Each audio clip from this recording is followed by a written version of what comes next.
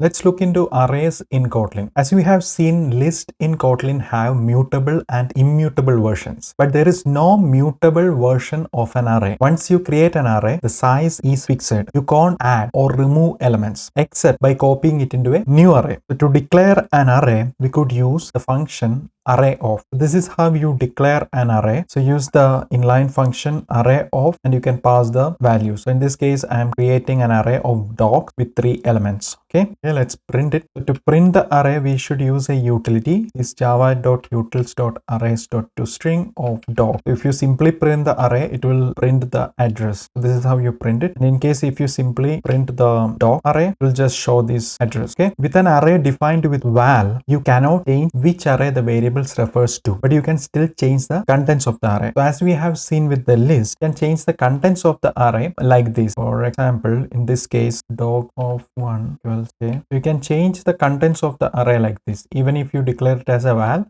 you can change, but as in the list, you cannot assign this variable to something else. Like for example, val dog1 array of engine create. We have another array now. If I try to assign this to dog1, then it's not possible. But you can change the content of the array. An array declared with array_of doesn't have a type associated with the element. So you can make any type, which is very helpful for some use cases. So here is a simple example. So as you might have already noticed, when you declare an array, we don't specify any type, right? So you can make the types within this list. Okay, so here you can have a string, number, string, number, string. Okay, so this is perfectly valid. And to print it, okay, so this is perfectly valid. So you can mix any data type within an array. We can also declare arrays with one type for all the elements using type array_of method. Okay, there are corresponding builders or instantiation functions for arrays of all types. Okay? So for example, you can declare an integer array. So this contains only integer by using int array_of method. Okay, like this. So this is perfectly okay, and you can print it.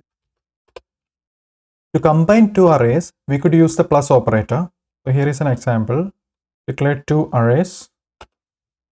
Okay, and a combined array we could declare like this.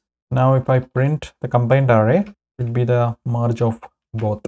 Okay, so to merge two arrays or combine two arrays, you can simply use plus symbol. You can also nest arrays and list in Kotlin as in many other languages. That means you can have a list with an array, or array within a list, or array with an array, or list within a list. Okay, here is an example. Okay, so the first val is mix dogs.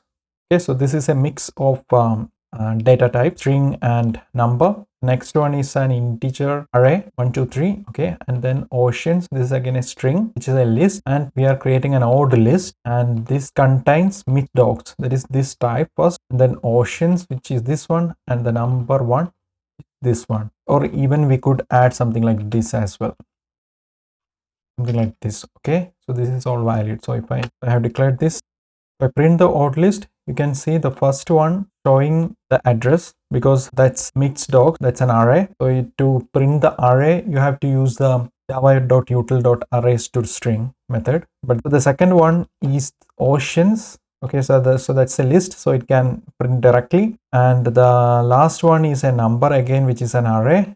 So these two arrays, it's only printing the address, but you can print that by using the java.util.arrays.toString method. Another nice feature of Kotlin is that you can initialize arrays with code instead of initializing them always to 0. So for example, we can define an array like this and initialize it with this code, and the code should be within the curly bracket. So it refers to the index. Okay, so it starts from 0 to 4 in this case.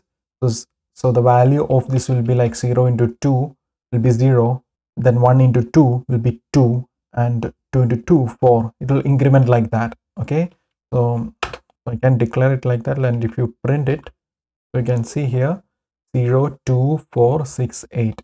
So it will be always the index. Please keep that in mind. So it will starting 0 0 into 2 0, 1 into 2 2, 2 into 2 4, 3 into 2 6, and then 4 into 2 8. Okay, this will be from 0 to 4. And if you, when you declare something like 10, it will be till 0 to 9.